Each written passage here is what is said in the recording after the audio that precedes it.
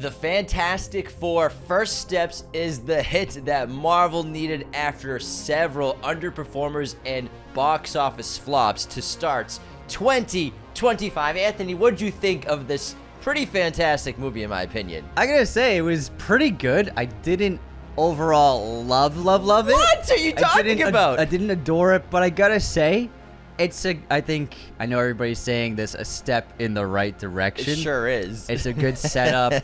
It had a lot of the great elements that we like from the original films. What this film reminded me of, it felt like it was Thor, like Captain America, the First Avenger, like the tone, or like what do you mean? I think in terms of just like the story trajectory, the outline, and what it was trying to do. So it felt most like Phase 1 of the MCU, like how this movie felt to me. Because those films, I think they were all pretty good. Iron Man's obviously the best, but the other ones are all pretty good first films for those characters. This was a pretty good first film for these characters, and they got back to what I really liked, stripping down to humor, not trying to make a sarcastic, quippy joke every 2 seconds, and some really great visual effects, some awesome world building, and ultimately my favorite thing about this film was how it felt, how it looked, being in this new environment, and just trying something a little different with the world building. I will say it has one of the best post-credit scenes I've seen in years for the MCU, which we'll talk about a little later on, which has an amazing cameo from an actor who actually is in that role, which is so fun. But also arguably maybe the worst end credit scene I've ever seen. So post-credits after the initial credits after the movie ends, and then the end credits are after all of the bottom of the line talent, everyone's credit is there. That one was just like, why did we even wait for that? Yeah. And I get it. I always like to stay at credits anyways to see all the amazing people who work on these movies, but that one was very underwhelming. What I loved about this film, first of all, is the visuals. It's one of the best looking MCU films I think ever. It's fantastic. Aesthetic's awesome. I love the 1960s retro future tone. Everything's analog. It's really cool. It's very fun. It's clean analog because we're so used to dirty analog with like Star Wars and stuff like that. There's also no fucking homework required. I don't have to have seen What If. I don't have to have seen WandaVision. Nothing. I don't have to know anything about. You don't have to know anything about the MCU to enjoy this film. There's a lack of MCU connectivity, which I think is one of the great strengths. The lack of other superheroes, other MCU characters, someone coming in through a portal, like a cameo of like anyone. I'm like, I was like, I love Spider-Man. I'm like, I wonder if Spider-Man's gonna be in this. Like, I'd be worried. I don't know. I'm just so glad no other Marvel characters were in this movie outside of the Fantastic Four, Silver Surfer, and Galactus. That's all we needed. That's all we wanted, really. And I think that was one of the great strengths, was even though it's world-ending scale, the scope was still incredibly small. With this family, only a handful of main characters, 6 people with main speaking roles. That's it. And I think that was one of the great parts of this film. I gotta disagree. I think that the cast was quite small. And for me, as big as the scope of the story was, the film felt a little small, because if you think about it, there are only 8 people that really speak in this movie. You have the Fantastic Four, you have the TV presenter, Mark Gatiss, you have the news lady, and then you have Galactus and Silver Surfer. 8 people. Natasha Lyonne. So 9 people, like, that little kid. But that's what I'm saying. Like, 9 people had roles in this movie that were actually, like, significant. So for me, it felt a little small because none of the Fantastic Four were interacting with other people really at all. Yeah. Except for Ben with Natasha Lyonne's character. But what I'm saying is, like, it was just, I was hoping for, expecting a bit more of an ensemble, at least more than 9 characters. So the story did feel a little small in terms of the writing of it.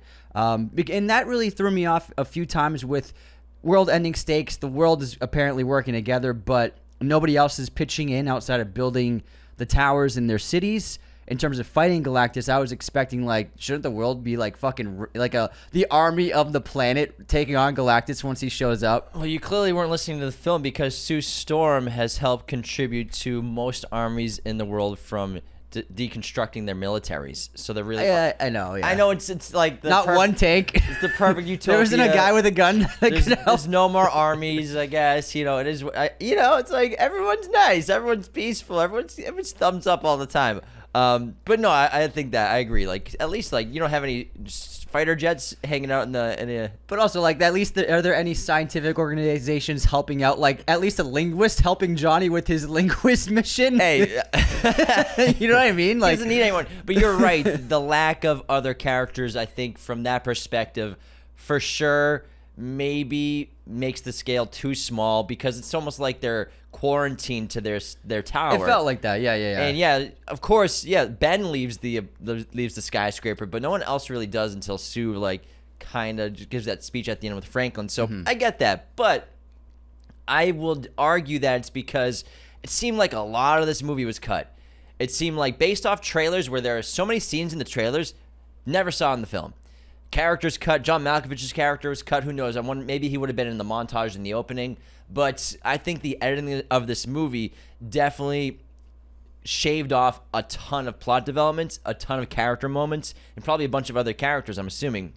You know, for me, the speed of this movie was very fast, which I think worked in the opening 10, 15 minutes because it's like, oh, we all know the Fantastic Four, but let's get a quick, fun recap. We're world building. We're checking out their mission with those cool old film footage reels, as well as just like a quick montage of what the gang's been up to because they've been fighting crime for 4 years now, ever since they went to space. I really like the opening as well, yeah. I like that. But then, and that felt like a montage in a documentary or a montage of something. But it got you up to speed. We Yeah. didn't have to see an origin, but we got like a quick sizzle reel of who they are, what the world's like, what they've been doing the last 4 years. I thought it was a really good way, very strong way to open the film, first 10 minutes or so, and I was like, cool, right up to speed. This is a lot of fun. However, that speed never ended, not really till the last 15, 20 minutes, because that breakneck editing pacing was so fast. Scenes were so short. Even when they go to Galactus, I felt like that sequence that could have been a great half hour of building so much drama and suspense. And so a lot of tension couldn't get built because scenes were so fast, scenes were so short. Some scenes were clocking in at 30 seconds. Some, like a lot of them, it felt like under a minute. I didn't do it with the timer. I didn't have a timer, but it felt so fast and so rushed. So I feel like the movie could have benefited from more dramatic moments stretched out. Even like the birth sequence, I felt like could have been a little longer. But I think, even these amazing spectacles of getting to space, getting into the other rocket, and just going light speed. Movies, I keep seeing people say like, oh, it's like this movie's like Interstellar. Yeah, kind of visually. However, Interstellar, Nolan's such a genius with tension and suspense and drama, which is why he's such a great director. He's stretching out these great visuals and moments to build tension, to make you feel the stakes of what's about to happen, rather than like it's a quick compilation of just getting in this rocket and taking off. Everything was so fast, too fast for me. I wanted more character development with Ben especially. Johnny was great, but I feel like the first 25 minutes of this movie I'd already seen with all the over-marketing. Yeah. And I think Joseph Quinn's amazing, and he's like the secret sauce. But Johnny, for me, I think I wanted more from him. And I think if you're right, if he interacted with the world outside of the Fantastic Four, besides saving the fire, I think we could have gotten so many more great character moments with Johnny. Yeah, I want to talk about the editing too. And in terms of the editing, I totally agree. And this movie felt like it would have, if there was another 20 minutes, and not of 20 minutes of extra scenes, but 20 minutes of lengthening these scenes, it would have been more impactful, because it felt like once something interesting happened, it moved so quickly, and when we were on to the next scene. So you point out like the space travel, they went on their spaceship, saw the new planet, and then were pulled in by Galactus. I think it was a minute and a half in total. And like there was really no build up to like, oh, we're in a different solar system. It was just like, oh, here's a new planet. The planet is destroyed, and then they're sucked in a matter of, that must have been 45 seconds where those crazy things happened. And on top of and something like the Silver Surfer arriving visually looked really cool, but it was just like the family got their pages on their watches, the alert. They turn around, sky's orange from flames from something coming into the atmosphere. And then it cuts to Silver Surfer's like landing in like the Times Square, and then they're there. That was like 25 seconds, and for me, it was like things were happening so fast that it took away a little bit of what would have been powerful, impactful moments in these situations of like, let it build up. Like, what is this thing arriving at Earth? What's happening in the atmosphere? We could have had more shots, longer sequences of like building up the arrival of something. Like, this is really intense. And then people, maybe more reactions of people like, what's happening in the sky? It just felt like things happened so quickly. Even when they arrived at Galactus' ship, it was like you barely got really that much of a look inside of it because they just like showed up, walked through, and then they start talking to the Galactus. And it felt like for all these sequences until the finale, which is a pretty extensive action sequence, and that was well done. The finale was drawn out, had a good story in itself of the entire Galactus attack sequence. That was what I wanted more from the rest of the film, was just, pulling these sequences a little bit further, building suspense, building tension. But for me, I agree with the editing. Everything happened so quickly, I could barely even take in what I was seeing. A lot of the movie felt like a montage. Yeah. A montage that would never end, which works effectively in sequences like the opening.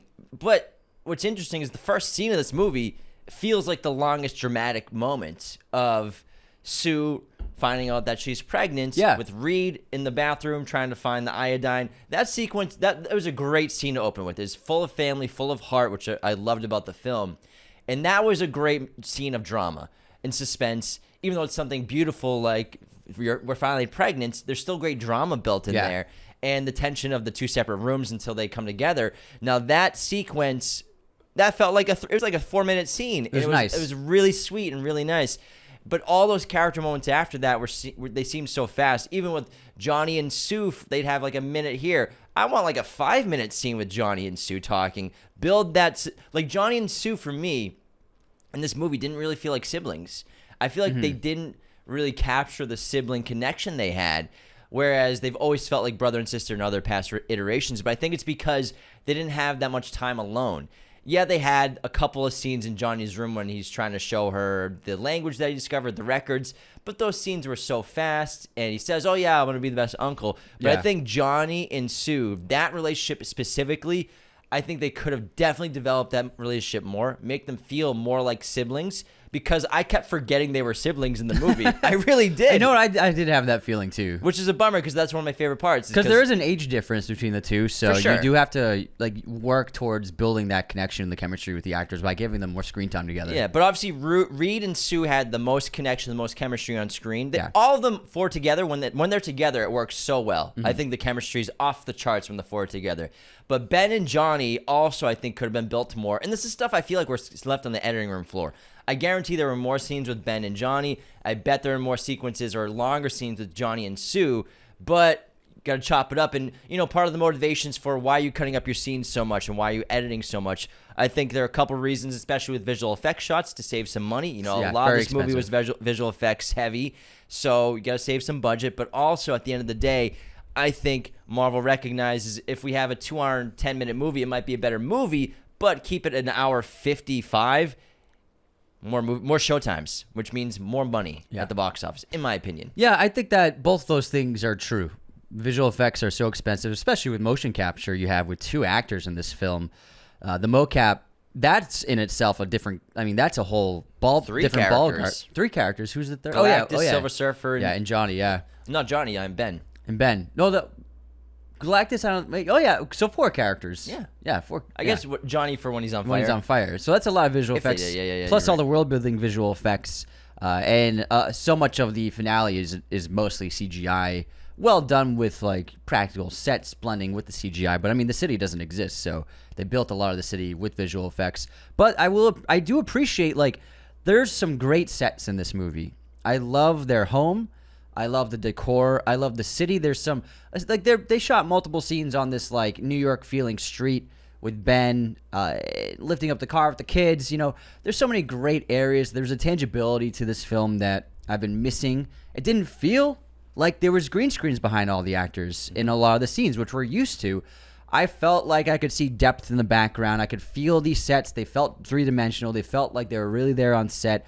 Obviously, they built portions of them and built them out, but I gotta say, With Thunderbolts and then this film, Marvel's getting back to a lot more practical filmmaking. Yes, there's so much visual effects too, but I think for a period of years they were relying only on visual effects. And you can feel this two-dimension screen behind them. No matter how extravagant the scenery is with the CGI, it just feels like it's not there. With this film, man, they built some awesome stuff, and I'm telling you, it looks so good on camera. That's why I agree. It's one of the best looking MCU films in a very long time because they did the work and they really brought that old school filmmaking 101 back to the MCU. Yeah, I really enjoyed the filmmaking in this movie. Like I said, I think it's one of the best looking MCU movies in general. And I think that, a lot of this comes from the great creativity of Matt Shakman, who obviously WandaVision, right? He was the showrunner and creator of WandaVision, which looked so good, and that was such a unique take. I think that's obviously why they gave him this job, because it obviously feels connected to WandaVision in terms of the tone and the style and like that 1960s sitcom feel. This movie aesthetically, it looks like a cross between the Jetsons and something modern. I think it's a lot of Incredibles. Fun. Yeah, The Incredibles clearly heavily influenced by this movie. And I mean, vice versa. Yeah. This movie is heavily influenced by The Incredibles, but I think that he did a great job with this movie, and just from a creative standpoint, and the direction it went in, and the filmmaking was exceptional, and one of the best looking and directed movies in the MCU in a while. But like I said, this movie was it's a massive hit. It already broke $200 million at the box office its opening weekend, and Marvel needed this. They've had underperformer after underperformer after underperformer consecutively all year. They had Brave New World, didn't do a lot of money. It made lost money. It broke over $400 million, but ended up losing money at the box office. Lost $250. Thunderbolts lost the studio over $100 million. I know that movie is great. People like it. It still objectively is true that it lost the studio over $100 million at the box office. They also came out with, Marvel? Yeah, they did the TV show. They did Ironheart. Ironheart, yeah. Very underperformer. They released the whole series in less than a week. So that's not good news for them. So I think they needed Fantastic Four to be a huge hit leading into 2026, where Avengers Doomsday is coming out. Yeah. And more projects, because do they have any other movies coming out the rest of the year? I'm trying to think. Until Doomsday? Yeah, I don't think they For have the rest of the year, there's got to be something. They have TV series, obviously. They have Daredevil, Born Again, Ironheart, Marvel Zombies, Eyes of Wakanda's coming out, Wonder Man's coming out. Wonder Man's gonna be on Hulu, I believe, too, and Disney Plus. Okay. So I don't think they have any movies coming out the rest of the year, but they have series. But it's a good movie to end on. Yeah, exactly. I think Disney's pushing Avatar, and they have another release, so I think they're gonna go. They're planning it that way. Don't touch our Avatar. We don't want to overlap too much. Yeah, Avatar needs to make their $2 billion. So, but at the end of the day, it's not that important that they don't have another one coming out, because this at the end, I think ultimately was a good crowd pleaser, and that's what you want to start doing. They haven't been like crowd pleasing movies in a while, and at the end of the day, this movie was, it was fun. It was light. I liked the cast a lot. I have some things to talk about with the characters, but I wasn't sure about the casting of this movie when they first announced it. Hold on, real quick. Yeah. Speaking of crowd pleasing, check out this Fantastic Four poster over my right shoulder, provided to us by MoviePosters.com, our incredible sponsor. Use our coupon code Raiders10 at checkout to get 10% off your entire order from MoviePosters.com. Movie theater quality posters. I got this light box there as well. Use our affiliate link in the episode description of this podcast. On our Instagram, you can click that link as well to get our affiliate link. We get a cut of commission for every purchase. So movieposters.com, Raiders10, our affiliate link. All right, go back to the characters. So in the movie's marketing, I think it showcased a lot of potential. I ultimately don't think the film met the potential it had. I think it could have been a really, really great film and a really excellent Marvel entry. But it ended up being a good film, a good entry into the MCU. But at the end of the day, that's something they need, is to just start making good movies again that people enjoy, that people like. You're asking people to go to the movie theater, leave their home, spend some money, make a thing of it, start entertaining them again. Let's start like escapism, going back to that escapism. So I think at the end of the day, it was a good movie. It did what Marvel needs it to do. I think it's going to play really well for the next 3 weeks. That's going to make probably around $750 million.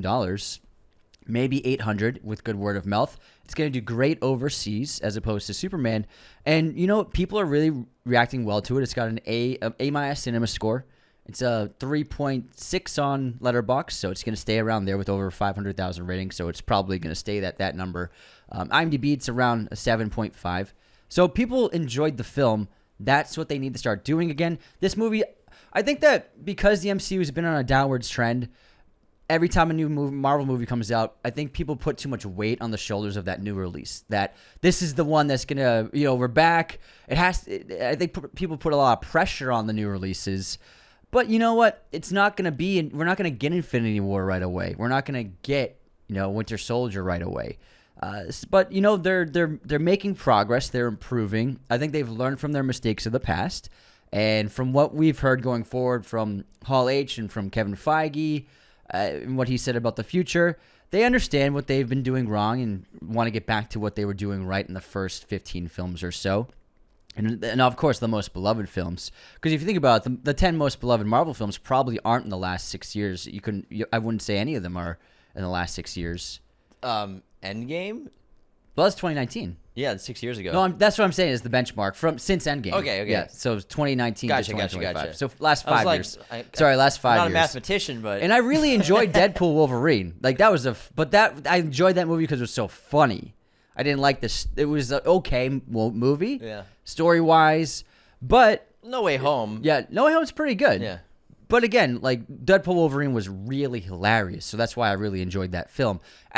What's most important is storytelling. So for me, the thing why I don't think this is a perfect movie, it's a good 7 out of 10. There's great visual effects, really big spectacle, but for me, the most important thing to any movie is story and character and conflict. For me, it just didn't quite hit, you know, where it could have been. And I said something in my Letterboxd review. I got a little hate for it. Oh, what'd you say? I said that this movie lacked stakes. Yeah, it did. And a lot of people commented, like, what do you mean it lacks stakes? The Earth's a threat. The world's going to be blown up. And, like, there's a baby Galactus trying to eat a baby. Disney's not gonna let a baby die in a movie. so and I get it. Like, it's a good conflict, but for me, when you say that Baby Franklin's at a threat of being killed by Galactus, that's not going to happen. So for me, it doesn't. The stakes aren't really real, and the planet's not going to be destroyed in the Fantastic Four's first movie. So the stakes aren't really. They're not real stakes, if that makes sense. No, I think for me, I think that Marvel ruined the stakes for this movie because I felt the same way. And a lot of the plot stuff seemed futile because I already knew what was going to happen. I think the Fantastic Four First Steps was over-marketed. Yeah. They showed way too much of this movie. And it felt like the first 20 minutes of this movie, I'd seen it all already. And I'm watching the dinner scene. By the time we're at the dinner scene, like, you're late. I'm late. Could have gone to the bathroom. I'm like, I've seen this scene 14 times. Yeah. So, and everything to that point, I'd already seen a bunch of times. Of course, I didn't see everything in complete detail, but I felt like I had already seen the first 25 minutes of this movie from the over-marketing. But also with the over-marketing, I knew Galactus was going to make it to Earth on feet. Like, he was going to step onto Earth and walk through the city, which means that this plan of teleporting the Earth somewhere else was going to fail. There's no way that was going to happen because the plan of teleporting the Earth was to make the Earth disappear, because they didn't want Galactus to touch down. But because of the over marketing for this movie, you know Galactus is gonna stand on the Earth's crust. He's gonna walk across the city that they're in, and he's gonna walk across New York City. So you know that whole sequence was nice, and I'm like, oh, this is a good plan. If I didn't know that Galactus was already gonna walk onto that planet, Yeah.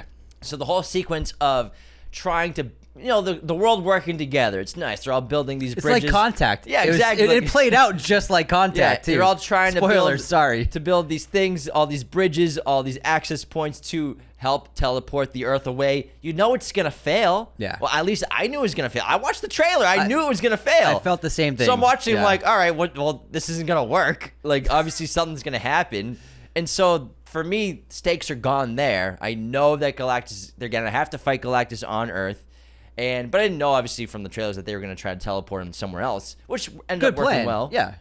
Good plan. I didn't love the Baby Franklin bait plan because they just, like, did a switcheroo and, like, that's what you guys came up with. I'm like, obviously he's gonna find out.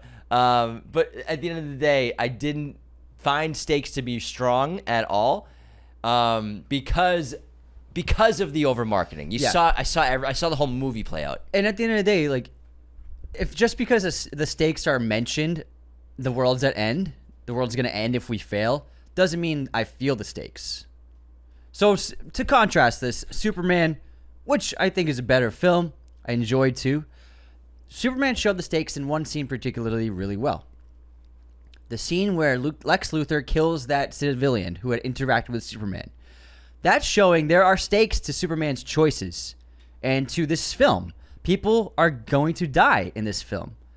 So then when you see that scene, which I thought was one of the best parts of that film, I was like, okay, this feels real. There are actual consequences, and people will lose their lives brutally when our heroes fail. And so that's what I think James Gunn brought to that film really well, to make you feel like the stakes are real. People are going to die as a consequence of a bad choice or a mistake or your hero failing. And in this film, I never felt like that. Stakes were actually going to be real. And I totally agree. I think it was a good plan. I like how it worked out. But if I hadn't seen Galactus stepping foot on the city, I also would have been like, maybe this plan will work. But when I was watching the film and seeing this montage, it was nice. It was a great plan. But I felt the same thing. I was like, well, something's going to go wrong and then Galactus is going to show up. Yeah. So I felt the exact same thing. Yeah. So yeah, the stakes were there. Also, I keep bringing this up, but the Marvel chair reveal of Doomsday, that eliminated stakes for me for Thunderbolts. That also eliminated stakes for me here. I know I saw every cast member from both those movies on those chairs. So you know everyone's going to survive. You know they're going to make it through. So that's why when Sue dies, she's going to be brought back. I knew Sue wasn't going to die. She's the second chair listed. Yeah. She was right there. She's like, it's Downey, Hemsworth, and I think it was Vanessa Kirby. So, yeah, it's a nice moment, but the lack of stakes and also the over-marketing made this movie very predictable. And I knew, like, immediately, you know Franklin's going to bring her back to life, which was a really cool, sweet moment. It was odd to put a baby on a dead mother, but no, the baby was cute though. Honestly, my two favorite scenes in this film included the baby. The baby was fantastic. So there were several babies used, but there was one main girl used. The most brilliant scene in this film, and it's one of the best moments I've ever seen in a Marvel movie, is when Sue reveals Franklin in her belly, in her womb, by making her abdomen invisible, and then Reed is seeing his child in the womb. That's something where it's like, it's a fun play on having super abilities. Like, it's not just about fighting people and fighting the bad guy and fighting crime and saving people. I thought that was a great interpretation of, if someone had an ability like this, they could do something really fascinating. I thought that that showing the baby in the womb, using her invisibility power, was one of the most impactful and striking moments I've seen in a very long time in one of these films. And that's why I think if like that scene could have been a little bit longer, I really could have felt that the parental connection. And then there's a scene with Reed just talking to Franklin. For me, like, that's bringing it down. Those are two of the strongest scenes in the film because it brings the story down to reality. Yeah. Grounds it. It's like, this isn't a guy in a superhero costume fighting crime. It's a father. You know what I mean? I liked seeing a father interacting with a baby. You don't see that too often in a lot of superhero movies, And I mean, family stuff in general has kind of taken a back seat in a lot of superhero movies in Marvel movies in general. And I like the family-centric aspect. Not that there aren't families, like TV shows, like Miss Marvel is a family. But I love the aspect of the family being in this film. The birth of Franklin, the pregnancy of Sue. Those were some of my favorite aspects of the film, and the creativity. That was, again, for me, that was like a hair standing up moment when we saw the womb through her invisibility powers. And also, yeah, like you said, just Franklin and Reed while he's with him by himself inside the lab, and Franklin's always around. And I like how Franklin is everywhere once he's born, because that's what it's like when you have a baby. We grew up with a baby in our house. And so, like, it wasn't ours. It was our niece, but she lived with us till she was 4. So it's like, that baby's everywhere. In too many movies, the baby, like, disappears from scenes. It's like real mothers and fathers and parents when you have a newborn, you're doing everything with that newborn. Like if you're working from home, you got the baby on your hip while you're working from home. And Reed Richards doing his science, doing his homework, doing whatever with the baby everywhere. I love Ben seems to take on like a really big like an uncle role, constantly carrying the baby around in his giant rock structure being, which was a lot of fun. But he's so delicate and soft with the baby despite being made of rock. And the love that Johnny and Ben have for Franklin, always out to protect him. So the family aspect of the film, I think, is one of the strongest points of the entire movie. But also, I think one of the strongest points of the entire movie, I want to jump ahead. I want to talk more about characters, but the post-credit scene. I just want to jump into this real quick. Yeah, go for it, man. Post-credit scene, Sue and baby Franklin reading a book. Apparently, like it was that joke with the bot Herbie, whereas the Darwin book, like, oh, we did that yesterday. Let's do something more fun today. She goes back to Franklin on the couch, senses someone's there, hears something, and Dr. Doom is playing with baby Franklin. And there's such a great post-credit scene. They had to have Dr. Doom somewhere. And this was actually Downey in the costume. Even though we don't see his face, it's just his back playing with Franklin. This was actually Downey in the wardrobe. He's actually on set. This was directed by the Russo brothers. So I think that was one of the most exciting parts of this entire film, was seeing the back of Dr. Doom, not his full design. And I think this was one of the coolest parts of the film and one of the coolest things in the MCU I've seen in years. And showing his face to Franklin. Does Dr. Doom he has like a mutilated face? Well, like he's disfigured. Disfigured face. But we don't know what the interpretation is going to be like with this movie. You know, every interpretation is a little different. But that's why he wears the mask, the metal iron mask. Yeah. So we'll see what Downey's is like. I doubt they're going to disfigure him too much because he's such a handsome guy and it's his face that everyone loves. Yeah. That, you know, it's Downey. It's Iron Man. But that was such a fun moment. I think it was so cool to see Dr. Doom for the first time, even though it's just over his shoulder. Do you think that Downey will be playing Iron Man, fighting Dr. Doom as well? You know, I have no idea what the hell they're going to do. Because of the comics he showed online. Yeah, maybe. One of the comics was Iron Man versus Dr. Doom. Maybe the opening of Doomsday is Dr. Doom kills Iron Man or becomes Dr. Doom. I have no idea. I don't know much about the comics. I don't know how they're going to do it or the theories behind it. I don't know either. So I just asked if his face was disfigured. You're asking a brick wall. You don't remember? That's why he wears the mask. I mean, yeah. Was he like burned or like electrocuted? He gets fucked up from his experiment because he's very vain in general. He's obsessed with his looks, but then when with his experimentation to become the more powerful being than Reed and everyone else, his face gets disfigured, and so that's why he wears the mask. Gotcha. Because he gets more and more disfigured. Gotcha. Interesting. Yeah. Sounds cool, man. Yeah, it would be interesting if it's Iron Man Downey versus Dr. Doom Downey. Maybe that's what they have cooking. The thing with that is, I don't know if I would want Iron Man back. I'm like, it would be sold a different on Earth Iron Man. I'm just there's a lot of different Earths and there's so many possibilities. That's the thing. I don't know much about the comics as well as what the Russos are going to do with their team creatively. It also felt like, did you notice a change in it was definitely a change in the camera, because that post-credit scene, I don't know if they're shooting it on film, I doubt it, but it had a texture to it. The footage just it looked different. Different directors. Yeah, something about it. And maybe they did shoot it on film. I don't know. It's possible. Yeah. Did they shoot Endgame and Infinity War on film? No, I don't think so. Yeah, I doubt they did. I think it's different directors, so they're doing it differently, lighting it differently, different camera movements, maybe a different camera system. Who knows? Yeah, it must have been a different camera system. Because they directed this. They also directed the post-credit scene in Thunderbolts. And so, obviously, we didn't see what caused the Fantastic Four to leave their Earth to head to the dimension that everything else is currently happening on, which is with the post-credit scene in Thunderbolts when they detect the ship coming in. I mean, the new Avengers, they detect the Fantastic Four ship. So we'll find out, I'm sure, in the opening of Doomsday why Fantastic Four is heading that way. We'll find out. But why don't we run to our intermission? We'll come back. We'll talk more about Fantastic Four. Let's break down all their powers too. After I want to break down the characters. I just want to to talk about that post-credit scene because I thought that was so goddamn fun. Talk whatever you want, man. Yeah. Now, before we continue, you all know the best way to support our show is to become a patron at patreon.com/Raiders of the Lost Podcast. You may have noticed that Letterboxd Recap has disappeared from the public feed because we moved it to Patreon. So all of our patron members now have access to Letterboxd Recap, which for as little as $10 for an annual purchase gives you access to our Patreon. We have different tiers of membership with coming with different perks with each one, like access to other weekly bonus episodes of the show, ad-free versions of every single episode of the podcast, episode to our Discord where we do watch parties, plenty of other things to check out there. Patreon.com/Raiders of the Lost Podcast. Another great way to support the show. Leave those 5-star ratings and reviews on Spotify and Apple. These ratings and reviews help us get seen by new people, help us chart on podcast platforms, build reputability to the show, as well as I'll read a written review out on Apple Podcasts in just a minute. It's the only way you can leave a written review, so leave one on Apple Podcasts today.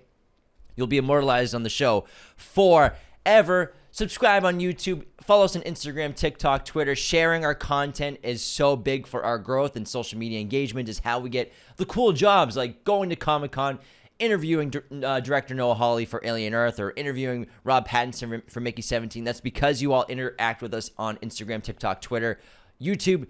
Keep doing that. Share episodes with your family and friends who need something new to listen to or watch at the gym, in the car, whatever. Send them your favorite podcast episode. This episode, like always, is sponsored by our amazing friends, movieposters.com, the #1 place to get all of your posters online today. Use our promo code Raiders10 to always get 10% off your order, as well as the affiliate link in our bio to get a little cut of the action for James and I. They have a gigantic selection of pretty much every film and TV show imaginable in their poster library, especially your favorite new summer blockbusters like the Fantastic Four. Look at that double-sided backlit poster behind James. That backlit poster makes your movie posters pop like you're in a cinema. And of course, you got to get the double-sided poster so it looks better. They have a huge selection of your favorite Hollywood classic films, as well as original prints like half sheets, full sheets, movie stills, and very rare collectible lobby cards, as well as a huge selection of international posters and alternate prints made by really cool artists. Go to movieposters.com for all of your poster needs. Use the promo code Raiders10 for 10% off your orders, and the affiliate link to give James and I a little piece of the action. All right, let's get into the movie quote competition to start off the intermission. Anthony, are you ready? Ready. Doth mother know you weareth her drapes? Oh, shit. Is that Civil War? No. Wait, which one? Oh, it's Infinity War. No. It's not? No. It's not Infinity War? No. It's Endgame? No. Which one is it? Avengers. Who's he say it to? Says it to Thor. Tony says it to Oh, Thor. when they get in a little tussle. Yeah. Oh my god. Good one. All right. Here's this one. Your strength breaks men's bones. I have the cunning to break their minds. Oh, that's good. What is that? I can't think of it. That's the Northman, Anya Taylor-Joy's character. That's great. Great quote. Anthony and listeners, guess this movie release year. Pirates of the Caribbean, Dead Man's Chest. 2007. Oh, you're 2006. You already said 2007, Yeah. man. It was 2006. 2006. What year did The Witch come out?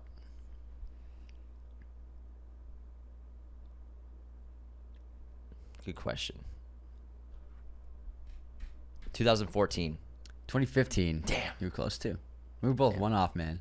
One off, man. Movie pop quiz time. In the James Bond films, what kind of figurine sits on M's desk? I'm talking about Judi Dench's M. Little bulldog. Yes. Bulldog's wearing a British flag. Yeah. Good question. All right, here's mine. Ralph Ineson played what Harry Potter character? Oh, good question. He was in multiple films as this character. Ralph Ineson. Well, he's not a Death Eater, right? No. No comment. God damn it. Ralph Ineson. I feel like he was a Death Eater, but I'm just gonna think. Okay, he was a Death Eater. Yeah, okay, he was a Death Eater, yeah. Which one? Oh, it's not just a random is role. he Fenrir Grainback? Nope. No. Is he? Think of which Death Eater he would fit. Yeah, no. Yeah. That's why I said like Fenrir, because he's like this big monstrous looking guy. Yeah. Huh. Death Eater.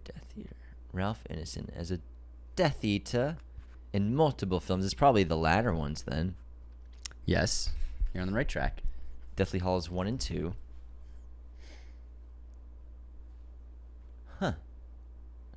I'm blanking. Amicus Caro. Oh, you're right. He's barely in it. Yeah, he's barely in it. I'm sure he had some scenes cut, but yeah, he's there. He's the Cower brother. Yeah. Good question. All right, Anthony. Who we got for haters, unsubscribed? Let's hear some stuff. I'm going to pull up a great 5-star written review from someone from Apple Podcasts. All right, we got some great unsubscribes today. First up, we have Cooper Dobbs on our Sorcerer episode. Wait, the dynamite wasn't real? Unsubscribed. Nope, they were using prop dynamite, bud. Christopher R. On a very old episode. Excuse me. I know this is an old episode, but I'm gonna have to unsubscribe after you called him Rupert Pumpkin over and over again. It was a Taxi Driver Joker. It was the Taxi Driver Joker episode we did. It was like one of our first ever episodes. Orange Grape Juice. Great review, guys, on Sorcerer. Now we need the blowout episode where I must unsubscribe. Ooh, that would be a lot of fun. It would be fun. On a CH Web on a photo of me and our story of I was in the trailer waiting to do our alien interview, and I had my leather bag strapped around my shoulder. Yeah. Webb wrote, "Is that a purse or a satchel?" Unsubscribed. I wrote, "Purse. Neither. It's a man bag." It's a man bag. I guess it's a satchel, but let's just call it a bag, I guess. Ziggy, stop saying heave ho, or I will unsubscribe. We got him. That was a good one, guys. Dave Rucky. Day 1837 of the boys saying woman when they meant woman. Unsubscribe. I need some specific. Just kidding, boys. Love you, boys. I think I just say woman for both. It's the same sound. It's the accent. Yeah, I don't differentiate. I don't know why I can't do it. It's the accent. Braden wrote, "Too much banter, joking, and overall having a good time in this show." These guys usually enjoy most movies that get released. Unsubscribe. How dare they? Still Rent on our Nightcrawler episode. As a car enthusiast, it hurt me to hear James refer to Lou's car as a Charger. Challenger, yes. Challenger. Sorry, For that reason, I'll have to unsubscribe. After the episode, I'm like, I called it a Charger, didn't I? He lost sleep over it. I know. I knew some carhead was gonna come out. Xavier wrote on our next episode, "Y'all got me laughing while I'm mowing, and now my boss keeps giving me the side eye." Unsubscribing to save my job. He must not like banter either, man. Nico, I'm a grumpy hater that cannot stand one more Nelly mention. So for that reason, I gotta unsubscribe. And then, ironically, now Nelly gets mentioned again. Yeah. Sorry, Nico, you made us say it again. Yeah. All right, that's it. What the hell now? All right, that's it for unsubscribes. Great 5-star written review from the Silly Boy. Goats, 5 stars. You guys are the goats and straight up sigmas of podcasting. No cap, every episode is busting to the ears, even if you simp a little too hard for Tom Cruise. I've been hanging with these movie boys since 2021, and all I gotta say is these dudes are absolutely amazing. If you're looking for 2 extra brothers 3 to 4 times a week, this is the podcast for you. Seriously, you guys, thank you so much for everything you guys do. Thanks, man. Thanks, silly boy. Thanks, silly boy. Thank you so much for that really heartwarming, sweet review. I feel like I'm your brother, too. We're all a big family. I love all the modern slang, too. Yeah, I think they did that on purpose because I think it didn't really sound like English to me for some reason. Everyone's just trying to teach Anthony words. All right, Anthony, what's your streaming recommendation for this episode? The Brutalist is now on Max, so check it out if you didn't get to catch it in theaters. I'm going with Black Bag, which is on Prime Video. I know Anthony's been recommending it, so have I, but if you haven't seen it yet, it's one of the best watches of 2025, hands down. You got to check it out if you haven't yet. Now let's get back into the Fantastic Four First Steps. Let's talk about the characters. Yes. Let's start off, I think, with the most underdeveloped character, and I think that's Ben Grimm with The Thing. Now, Eben Moss-Bacharach is an awesome actor, and I love what he brought to this character, and I enjoyed how it wasn't like the gravelly, deep voice. And also the sound design on the thing was fantastic in terms of like whenever he was moving, it felt like rocks rubbing against each other. So I think the sound design was great.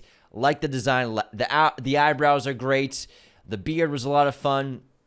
The Raph outfit of like putting on the top hat and suit was great. It was Raph. Yeah, it was Raph from Ninja Turtles. It was Raph. If he had a raincoat, it would have been so It was like it a was trench coat. Yeah, Yeah, you're right, trench coat. Yeah. It was So very Raph. I think there's so many parts about it that were so great and had so much potential. And Evan's so terrific, and he's a fan favorite from the Bear, and he's perfect for Ben. But I just think his character was a bit underdeveloped, and at the end of the day, there's not so much for him to do, which is, I think, why they make him the pilot for sure. But at the end of the day, he's just punching and breaking stuff. So with a godlike being, he helps here and there. But I think he was underdeveloped in terms of his scenes. Yes, he was the only one that went on his own in the city, and he had that kind of almost relationship or that almost meet cute with Natasha Lyonne's character. I think that could have been developed a little more. Maybe there's some stuff on the cutting room floor of him, like maybe on a date with her or something like that, maybe with the kids. But I think that Ben, for me, was the most potential loss in terms of character development. I would say Johnny's got the least character development, but Ben, there's something that they did really well in ironically the first Fantastic Four, where Ben's trying to accept who he is now. Yeah, identity. He's stuck like this as a stone person, and it's hard. I think that they made it very easy for him in this film to, connect with people. Like, everybody likes him, and I get that. But also, like, Michael Chiklis did a great job in the first film portraying, like, fuck, I'm not even like a human anymore. Like, one of the best shots in that movie was him trying to pick up the wedding ring. Yeah, and he can't pick it up. Exactly. That's like a great sequence. So I would have liked to see Ben struggling with his new body, his new personality, like who he is now. He's not like a person anymore. He's like a moving rock. So I didn't really feel that struggle in him trying to accept himself and fit it and like figure out how to interact with the world now. Everything's different for him. So I would have liked it. I think it would have added some great drama to the character and some great emotional depth and empathy points for the audience. I disagree. I feel differently because that's something like me. It's like Bruce Wayne's origin. Like, we've seen it plenty of times. Sure, yeah. We don't need to see it again. Yeah, you can add some more drama. There's a couple lines where Reed tries to like basically say it was his fault, but he's like, hey, you gotta let that go. Like, it is what it is. We're 4 years in. Yeah. So that's already happened probably. I think they could have done a little bit more with building drama in other ways with him. But yeah, I wish he had more. I mean, he didn't have much to do in the action. He's like an uncle, yeah. Yeah, ironically, he didn't have much to do in the action. He's really just the pilot. Yeah. Especially even when they're at Galactus. Yeah, he hits Silver Surfer, but the Silver Surfer fucks him up too. He's got some stuff here and there, but Ben, I think, is the most underdeveloped. Johnny, I think, has ridiculous potential as a character.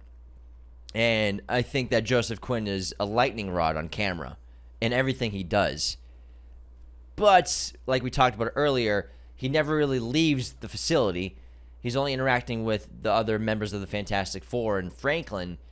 And so, because of that, he seems like he's on house arrest.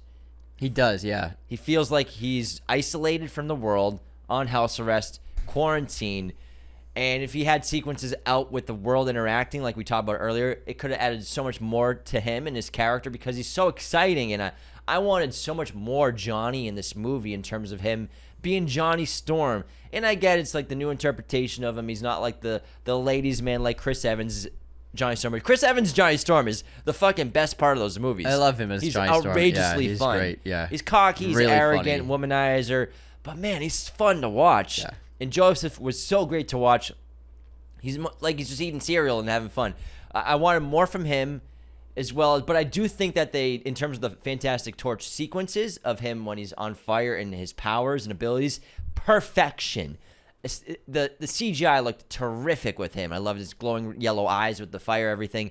But I think it was a lot of fun. And I think that in terms of that stuff, that was the best rendition of the Fantastic Four, Human Torch. Yeah, I think the CGI looked really good, and the design of how his body changed into red color tones was really cool. But I agree. There's something, because they designed the character as, Johnny's a bit of a narcissist, but also he's very nice in this movie too. And you get that in the Evans interpretation. He has a soft spot. He has a soft side to him. But the thing is, like, he likes being famous. He enjoys it.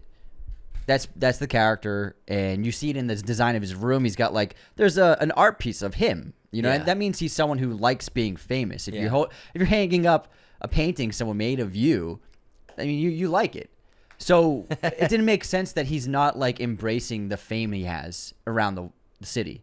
He should be, you know, Bruce Wayne style, going out, going to parties and events and dating supermodels and just going to swanky events and having celebrity friends. That's what I mean. That's what I meant earlier by there's only 9 speaking roles in this movie, really. And so it takes away the scope of the characters and building them out because Johnny only speaks to the Fantastic Four.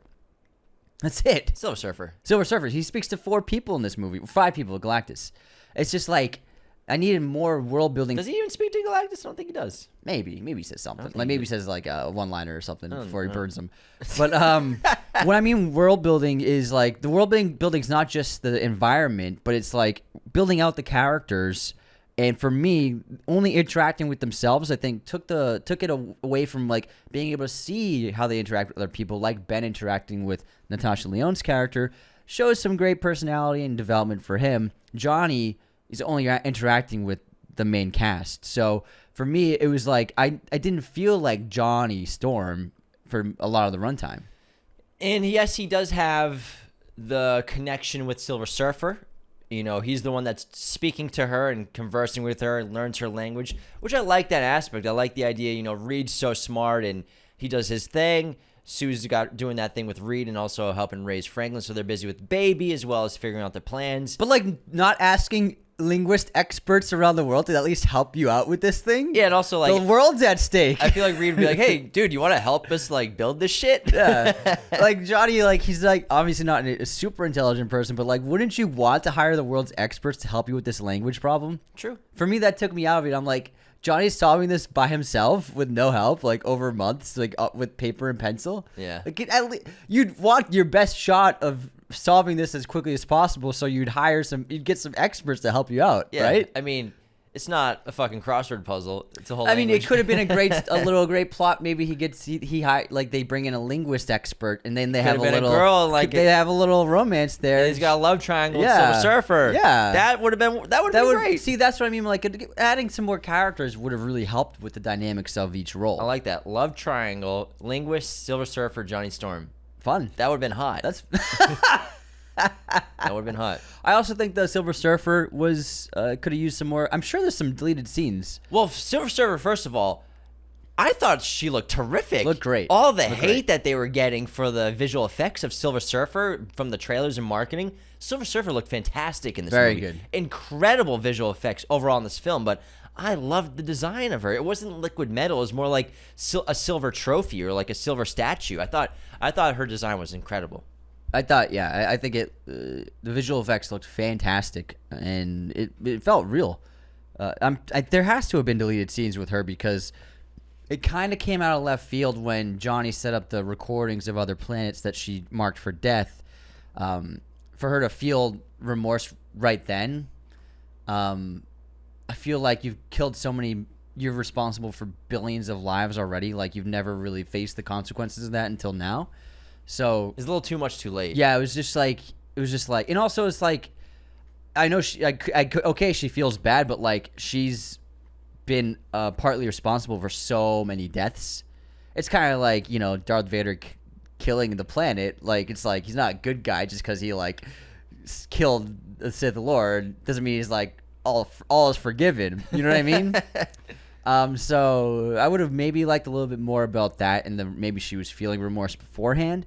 That she was clearly, like, with the performance, she's holding it back and shutting herself off from it. But for someone who's gone along with this, and did I miss something of why they picked Earth and why they picked the other planets that they marked for death? Like, why not pick empty planets with no people on them? So they didn't say why she chose. All I remember from the movie is she decides what planets are chosen. Yeah.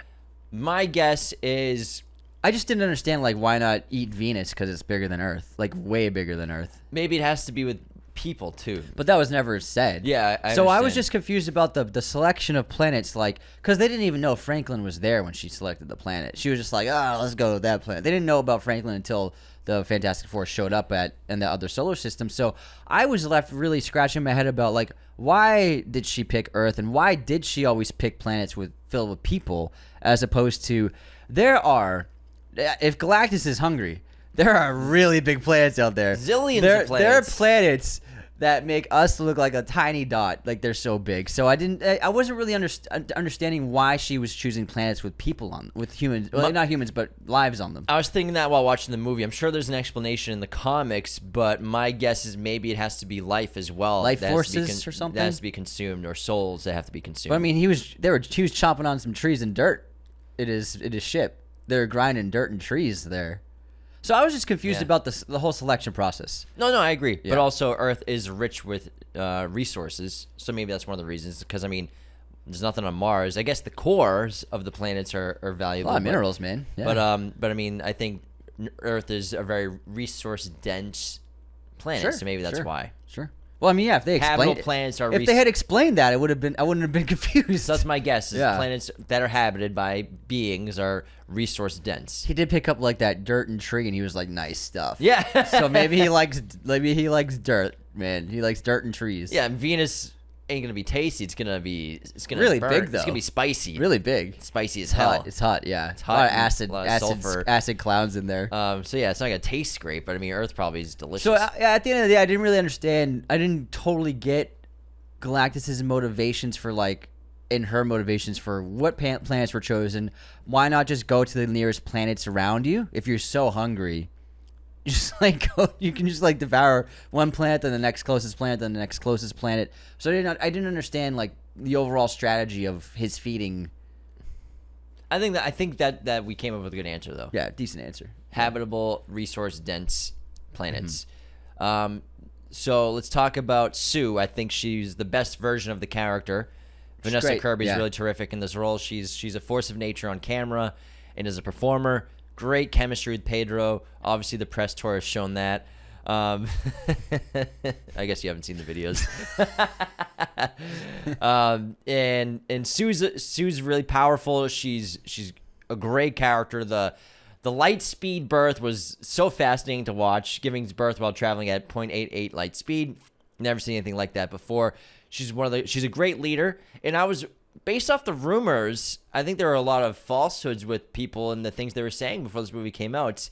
People were saying that she was going to be in charge and be the leader, but Reed's clearly the mind behind everything, and they lead together as the sort of mother and father of the planet in a lot of ways, and of the team. And Sue, I think she has so many great character traits in this film, and is definitely going to be going forward as one of the more powerful beings, clearly. She's definitely the most powerful of the four of them, it seems like, in this movie. And, I love the idea of motherhood and power, especially the finale of using that, her protectiveness of a mother and that mother rage, that mother power, the story, adrenaline coursing through a mother's veins, lifting the car in a few seconds with adrenaline. I like that aspect of it. As well as Reed. Pedro was awesome as Reed Richards. I was surprised. I was pleasantly surprised. He was really great. Of the 3 movies out right now, the 4 Pedro Pascal films, it's his best performance. Yeah, he's really phenomenal as Reed Richards, and he plays very nerdy as well as emotionally shut off and stunted very well because he's so logical, and I think that creates great conflict between him and Sue, where he thinks of every possibility, which at times thinking like that can break Sue's heart. Actually theorizing and doing statistical probabilities of, do we give what would happen if we give Franklin up to Galactus, and Sue's so protective. How could you even think like that? And the way you think, it felt like a me. real argument Yes. between a couple. I like that aspect. The way argument. you think hurts me.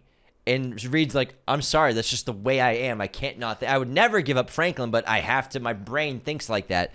So I thought that was great, as well as mind over powers. His powers were I think underused, but also used really well in terms of the visuals of it. It wasn't a comical thing, or it wasn't just flimsy, for lack of a better word, like he can be. there were only specific moments he really used or needed his powers. I wanted him to roll up into a ball like Sonic. Or like it's flattened. That would have been funny. But one of my favorite parts was when Galactus is stretching him, man. That was intense. That was... Oh, I saw you squirming. Oh, that was making me. I was like, oh, man. Little body horror. That was good. Some body That was horror. intense. Yeah. But overall, I think Reed and Sue were the best characters of the Fantastic Four in terms of the film and the way they wrote them. Then Johnny, then Ben. Because Reed and Sue were developed so well, great chemistry. I wanted Sue and Johnny more, and I wanted Johnny and Ben by themselves more. Because Johnny and Ben, I don't think they have a scene by themselves. The thing Besides is, when they're waiting for them to come to dinner. they're that's it. interacting in scenes. Yes. They didn't have like their own scenes. I wanted them to like go out or something. That would have been fun. Yeah. That would have been fun. It could have been like Johnny Playboy Singles night or... bringing him out. Yeah.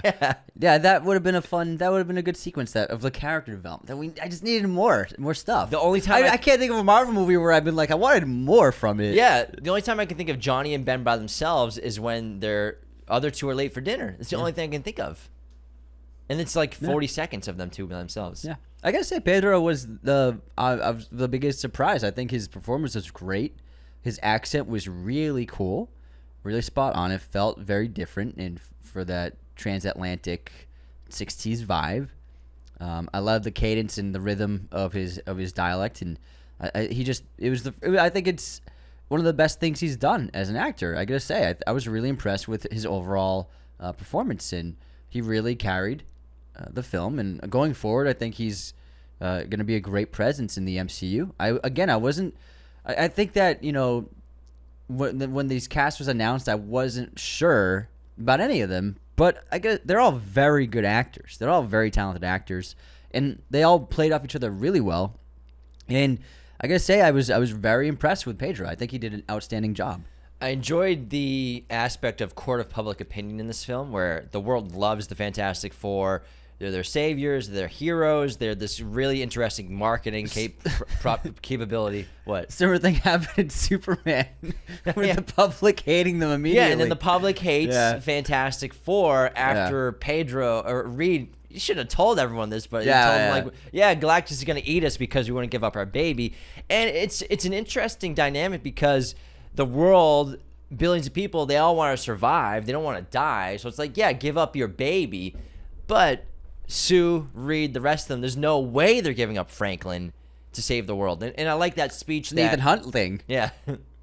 I like that speech Sue gives at the end of the film when she brings out Franklin to the crowd. I want to introduce you to Franklin, and there's no way I would give up my baby to save this world, but also I would never give up this world to Galactus. To save my baby. To save my baby. So we will all fight together. We'll figure this out together as a family. But it's not gonna work. That's why the whole plan is futile. It's just filler for me. The transportation thing. I'm like, I know they're gonna fight, but that was sweet. That was heartwarming. And then the world's on their side again. Yeah. Man, I was just like, this is just like Contact. It's so similar. And Galactus. I like the design of Galactus. Ralph Ineson's got such a fantastic voice and worked really well for the role. Yeah, he does. Oh, my God. Yeah, it would have been funny if he did his Welsh accent. That's champion, mate. Design of the character is cool. I liked how big he was. He was like a walking skyscraper. Really cool to see in the city. Yeah, when he put his hand on a skyscraper to step out of the harbor, that was so cool. Yeah, I liked it. I liked the design. Again, I think he could have used more screen time. Didn't really know much outside of he was just very hungry, and he was just like spouting. Like they showed up and he just was like, I was turned into this billions of years ago. I was like, okay, bro. Yeah, but it's an interesting dynamic where he's found this baby who could be a successor to take away that hunger. I think that there could have been more Galactus that would have helped improve him as the villain. At the end of the day, he's another serviceable MCU villain, but could have been, I think, a lot better. I think again there was more there that they could have taken more potential. It's a 14 billion year old being, planet devouring vampire. There's a lot of depth there that I think can be explored. I'm sure a lot of it was left on the cutting room floor, or just visual effects sequences they maybe didn't want to put the budget into to explain more of. I would have liked to learn. And also, Surfer and him had no interaction. They had a few moments. Like what? Well, she comes to him he gives her the instructions, and if remember, she fails to stop the Fantastic Four as they're escaping, and they interact here and there. He has powers over her, telepathic abilities over her. I think I used the Lou in that scene. I think you might have used Lou, but they did have a scene together. So I think maybe they should have had more screen time, the two of them. Yeah. Also, it's one of those situations where you have a godlike, powerful being that's not using their powers to get what they want. Yeah. He's just walking around and smashing stuff, but he clearly has telepathic abilities that could stop even the Silver Surfer, who's super overpowered in a great way. And then, like, he's in the city, he's not using that. He's just walking around crushing stuff. That, I think, was one of the aspects of it where it was underwhelming to see him at the end in the finale, because he can do anything he wants, it seems like. And he's just Jason Voorhees walking through basically, yeah. And he could have used, clearly he's got telekinetic powers that can stop the Silver Surfer. Why not just use that to, give me Franklin, stop all you guys. Yeah. It's one of those moments where it's like, why not just squeeze and kill Reed everyone. Richards when you have him in your head? Yeah. You can just pop his eyes out of his head. Yeah. Stuff like that. It is what it is. That's right. Like, at the end of the day, it's another Marvel third act where, it's just a battle. We know they're going to come out on top. True. So again, with the stakes, just the stakes, it's a stakes problem. Yeah, they need some USDA steaks. They need some organic. They need some better steaks. Cook that rare, man. But it was a good movie. It was fun. It was light, entertaining, good spectacle. This is what Marvel needs. They're on the right path. They're taking the first couple of steps in the right direction. First steps in the right direction. It was good. It was good. Yes, Yeah. I enjoyed it. You got anything else on the Fantastic Four first steps? It was a step in the right direction. All right, everyone. It was fantastic. Thanks so much for tuning in. Be sure to become a patron today at patreon.com/Raiders of the Lost Podcast. Subscribe on YouTube. Follow us on Instagram, TikTok, Twitter, all of the accounts. Do all of the things. Leave those 5-star ratings and reviews on Spotify and Apple. Share us in your stories. Send us a DM. Leave a comment. Let's talk. Let's chat about the movie. Besides that, take care. See you next time. This episode was executive produced by our incredible Chosen One patrons, Nicholas Martin and Jacob Kossler. Raiders of the Lost Podcast is a Mirror Image production. Opening music by Chase Jackson.